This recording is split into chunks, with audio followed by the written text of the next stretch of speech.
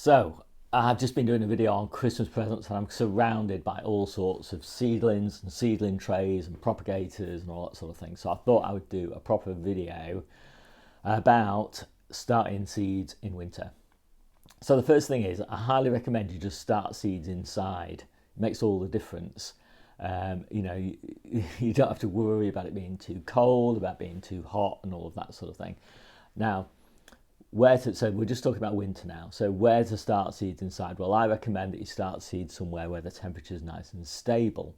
So stablest temperature I generally find is in something like a bedroom where you've got your radiator set quite low.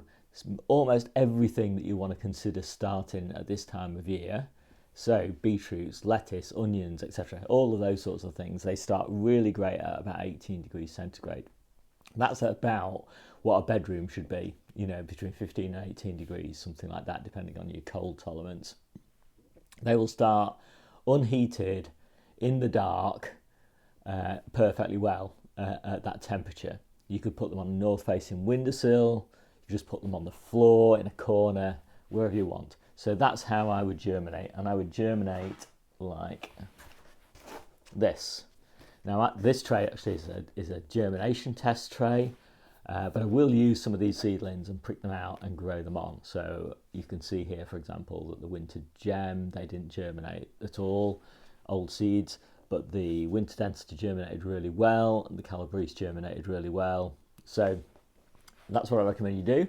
Start them like this, prick them out into trays like this. Like that. So these are lettuces, and these are beetroot and calabrese, marathon, and Brussels sprouts for leaves.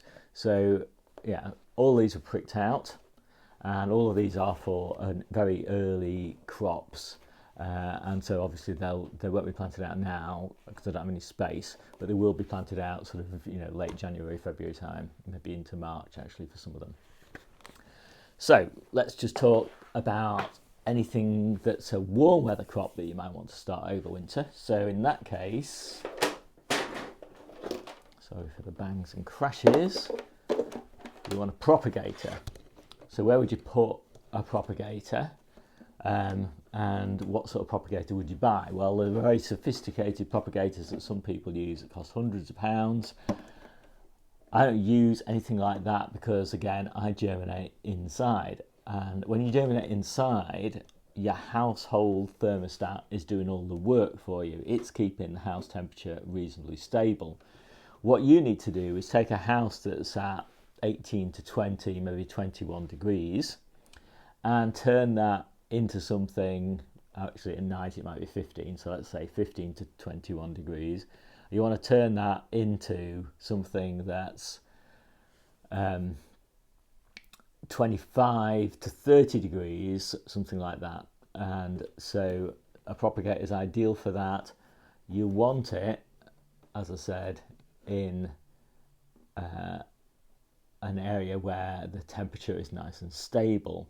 So you don't want it on a sunny windowsill, and you don't want it in a conservatory or anything like that, because the sun coming in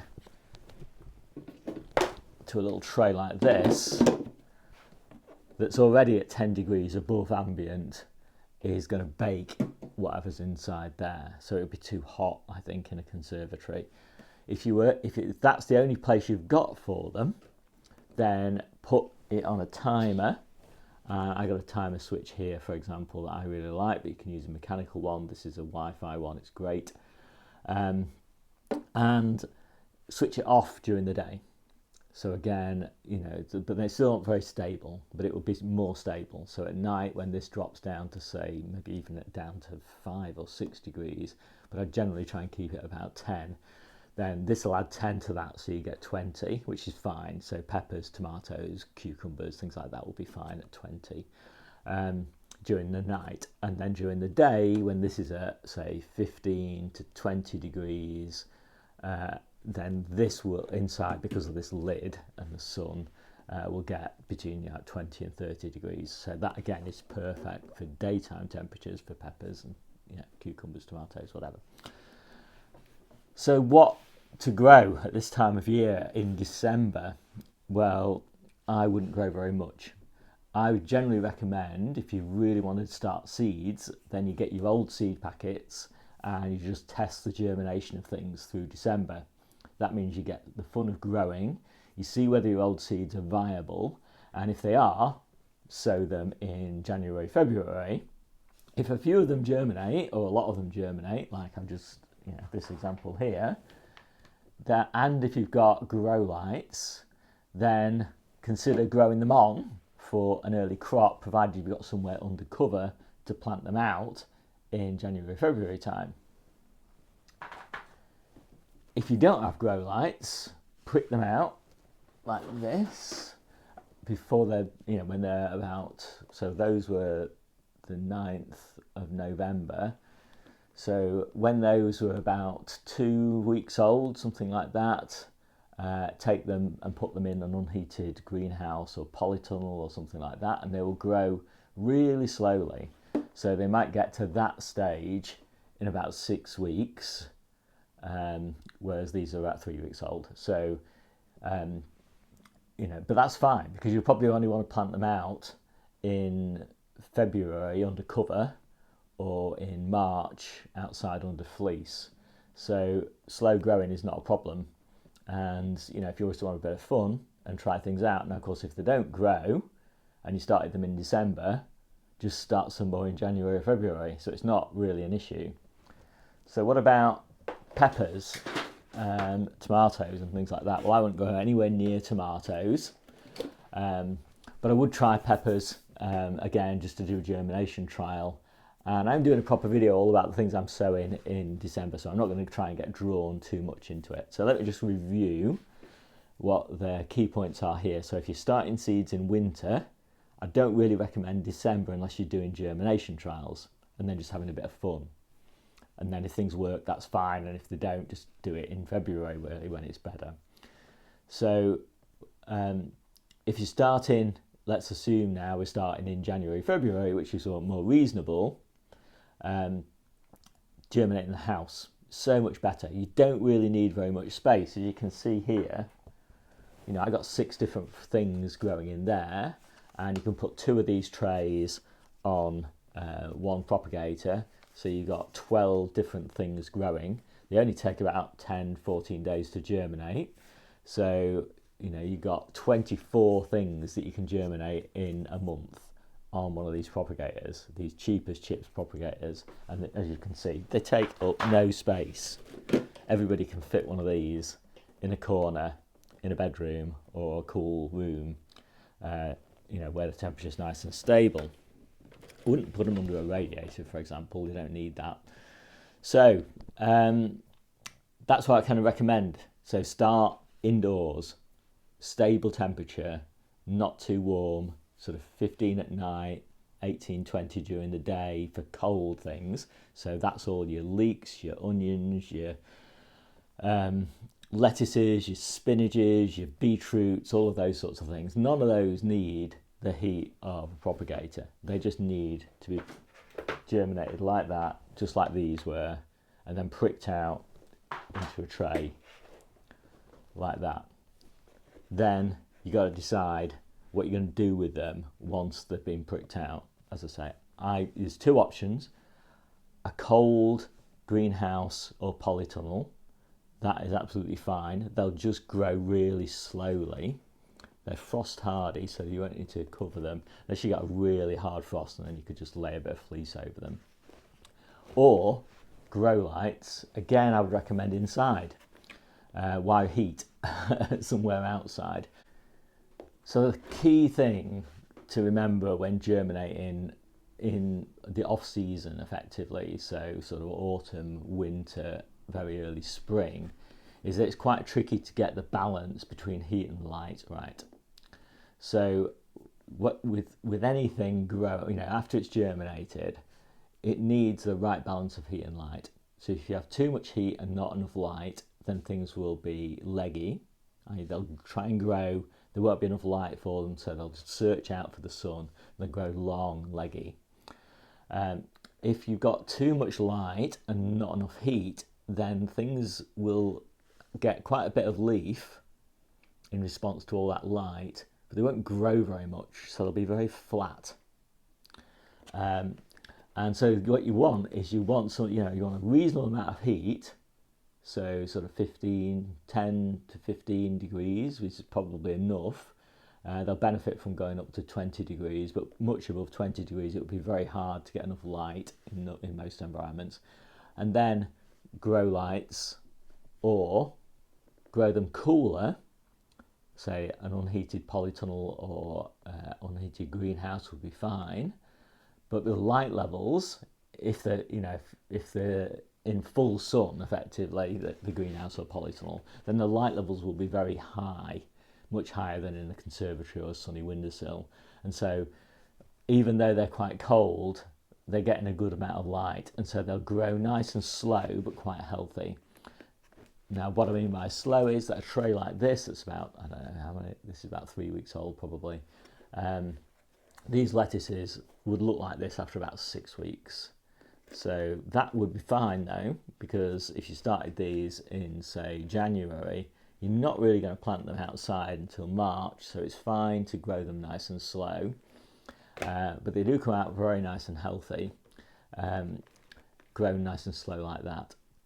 Much healthier, I think, than growing them inside with low light levels, because then they'll grow faster, but they'll be very horrible leggy plants with lots of floppy leaf.